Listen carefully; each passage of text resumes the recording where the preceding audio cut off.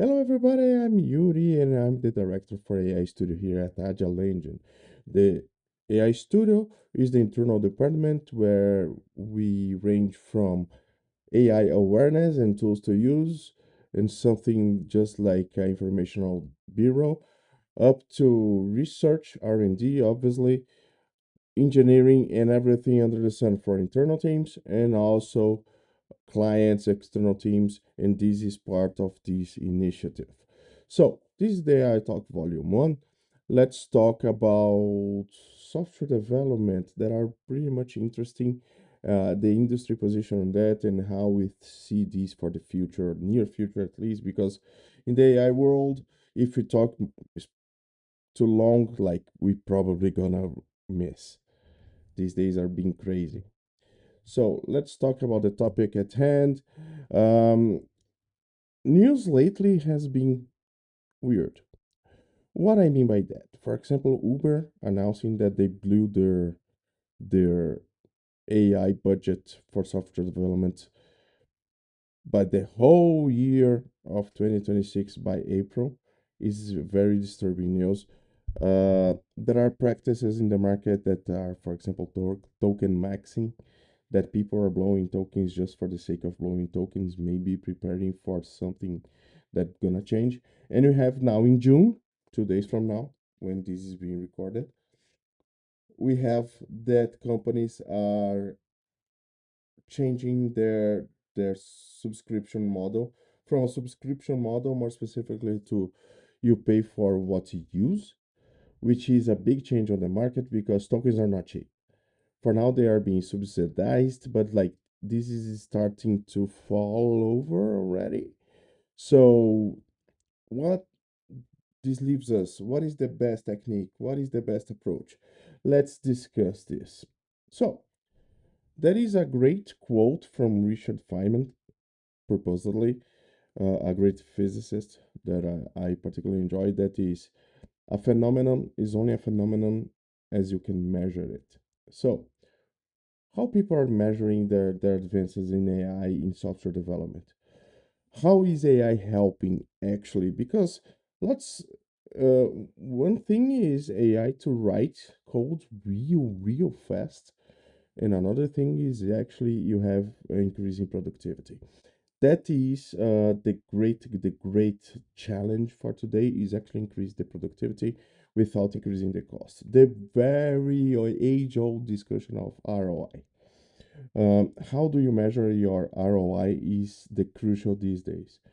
The thing is, this is so new, and we developed this market even like so fast in the past 3 years, 2 years and a half, basically, with like the AI being really a big thing only for the last year. That is actually useful. That nobody knows, nobody understands the metrics or how to measure this. Traditional software development metrics are not is not proving very useful. Why is that? Because it's basically comments over time or features launched. And in AI, you have like AI Slop, which is a really bad thing, which is the redoing of things. So you can actually measure the rework, but also if you just create work to fix whatever AI broke, is not productivity. You are not moving forward. You are actually going back. You are actually creating more costs. You are actually decreasing your ROI. Like I said before, tokens are not cheap, and you are use tokens to fix something that tokens broken. So that's the big issue for today. Uh, there are ways to do that, but the industry is far from converged. And I say that with like very with a lot of responsibility because I've been researching this for a long time right now. And like I must say that this is not a light topic to be talking about. So if you measure, for example, from one angle, which is rework, You can be like spending too much time in specs, for example, and making the AI research the software itself. If you are measuring only the output, you're probably getting it wrong because a lot of rework. And all of that is under some engineer that is probably very expensive as well. So on top of very expensive engineer, you have AI costs, which is being like on a scale that it was never saw. Let's say like this. You even see like really small companies investing a lot of their money on tokens to develop software that they don't even have. I am old enough to have seen these on the first internet bubble. So yeah, actually, there are lots of parallels. You don't want to be there. So the thing is, what is to measure and what is not? We never reach a consensus, and I don't think we will anytime soon, at least, because this is very particular to your project. This is very particular to your structure, your cost, your personal structure. One thing is certain: AI is helpful, like a lot.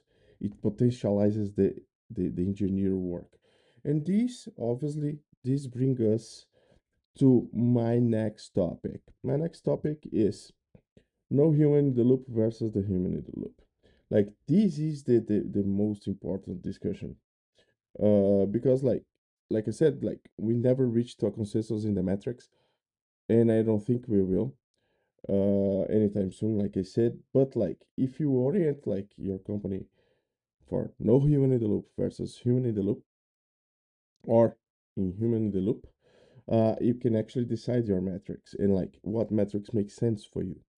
So it's clearly that AI is very capable and AI is very, very, very advanced these days. So there is a temptation for people to use like no human in the loop.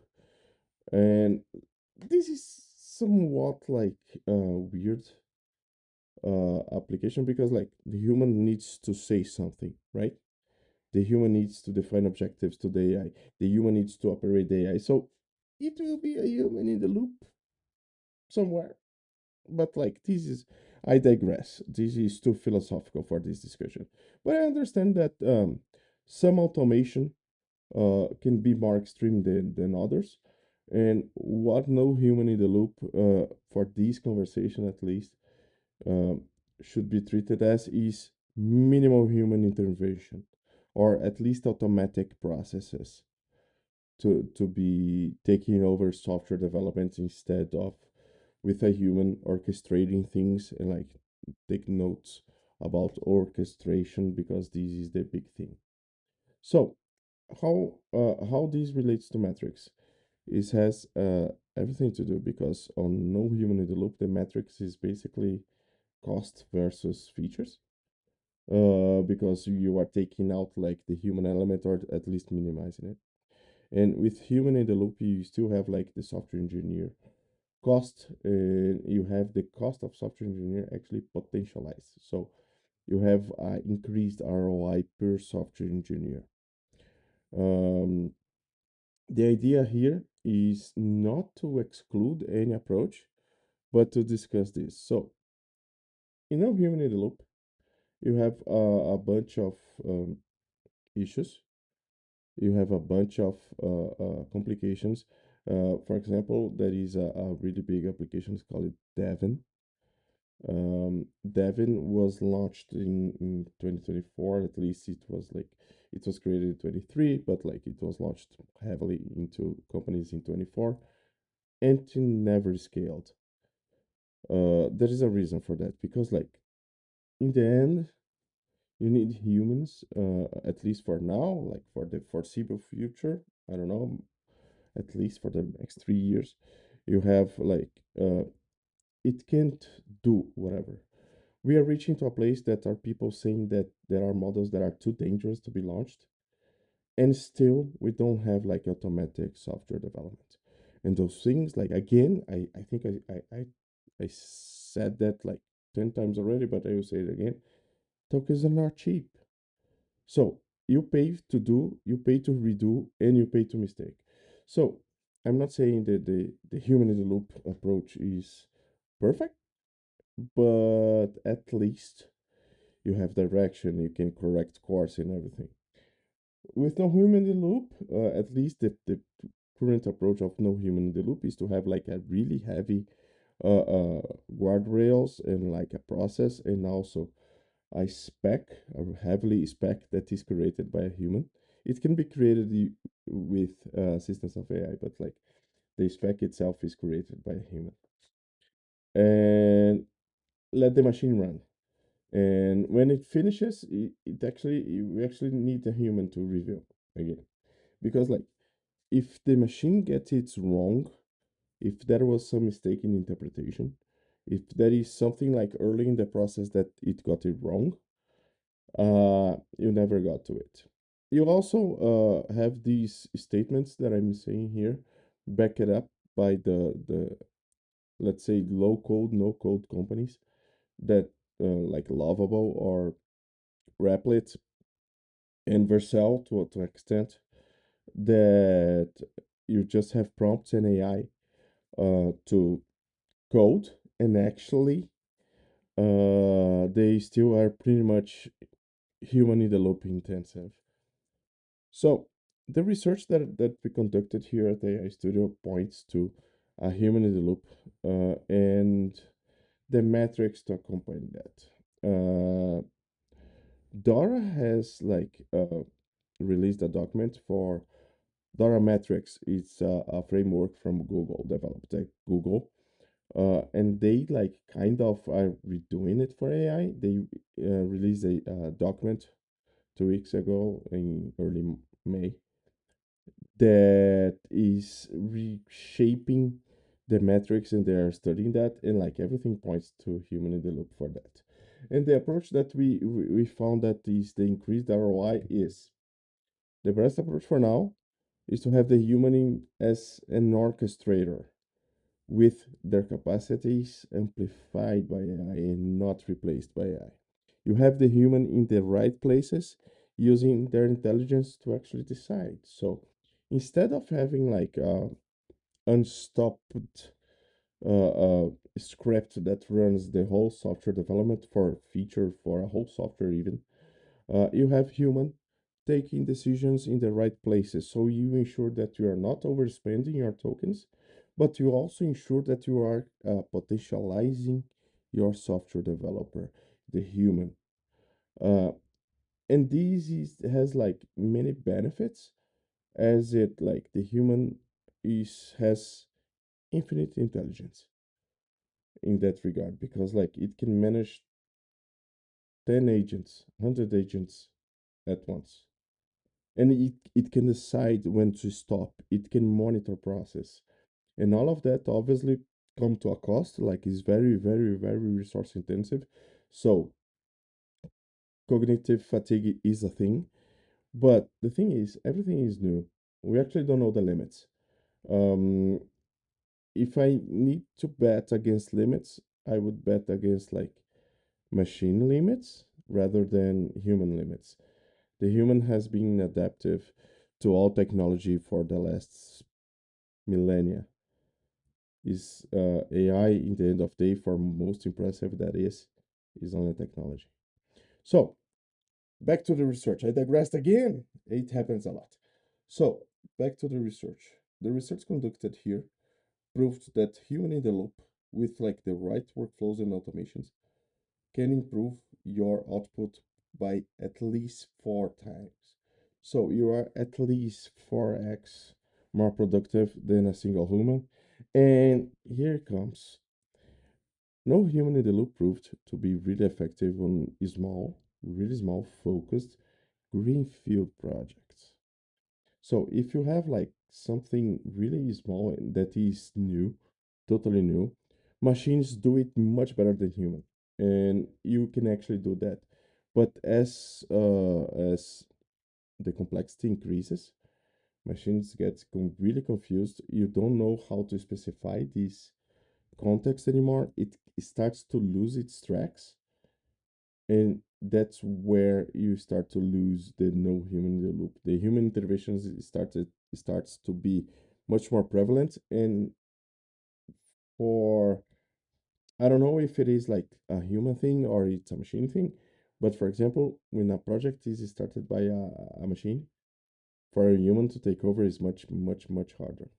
And remember, models reason and all, but like they trained over current data, they trained over current code bases. And nobody said that these current code bases are actually good. We need to remember, like, I may be romantic here, and like you will think that I'm being a Luddite for like having so heavy human in the loop. But actually, uh, the labor, the human part, like software development is very creative. We actually create solutions, we actually create architectures, we actually like create not only troubleshooting things or like how to fix problems, we actually create a whole environment where human shines. uh, I like I said, am the AI guy here at AgileEngine, and I develop software every day. No human in the loop, human in the loop. Like I am open to everything. But the thing is, there is a certain like spark in human intelligence that the machines still don't have. And I saying that like romantically. I understand that like with like a really pink uh, uh, uh, glasses, but hear me out. If we can for now potentialize the human processes, we can still have accountability, something that we don't have on the machines. Uh, um, if you want to like have like something that is for humans to consume, like software for people to consume, that is like a philosophical attachment to actually do it by a human. Obviously, the tools are there, and AI is a wonderful thing, is a wonderful invention, and I think like it's here to stay. That is not like backing out from this technology. It's just like we need to adjust. The industry didn't converge it yet.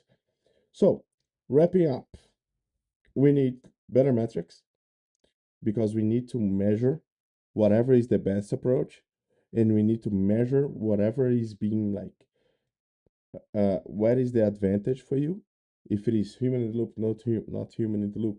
If even AI is for your pocket, because like I said, it's very, very expensive. And how you measure it, like there are new frameworks on the industry. We at AgileEngine, we are working on our own frameworks to measure. And human in the loop. Human in the loop has its own techniques, like spec driven development. You have like all of that converged into one. You have like deep context, you have guardrails, you have workflows, personas, agents, and everything. But the thing is, it's already very expensive. And from mid 26 and onwards, is bound to get more and more expensive. um the like I said, like the subsidy for tokens are ending.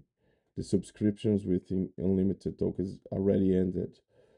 So bottom tiers, we won't even have like code features. So yeah, that's the world is changing every month. So, and not for the cheaper approach. So yeah, that was this for this talk. Thank you very much for following me up here. 18 minutes in. You guys that came here are troopers. Thank you very much for your following. And we can talk later. See ya.